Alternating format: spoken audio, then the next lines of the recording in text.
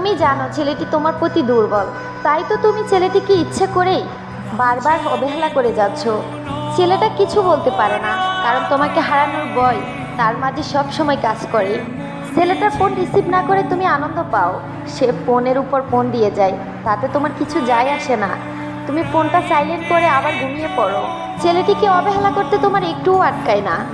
এমনকি তুমি এটাও ভাবো না যে ছেলেটি তোমার কথায় কষ্ট পেলো কি পায়নি। আচ্ছা, সবসময় কি একই রকম চলবে? না, সব সময় একই রকম চলবে না। তোমার পিছে পড়ে থাকা ছেলেটাও একদিন বদলে যাবে।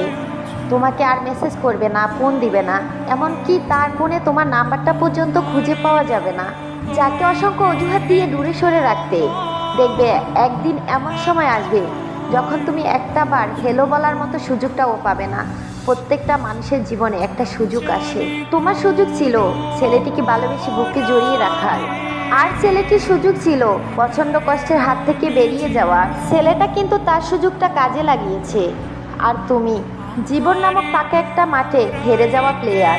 এই যুগে সত্যিকারে ভালোবাসা মানুষের খুবই অভাব। তাই যদি সত্যিকারে ভালোবাসা মানুষটাকে পেয়ে যাও, তবে তাকে অবহেলা করো না, ভালোবেসে বুকে জড়িয়ে রাখো।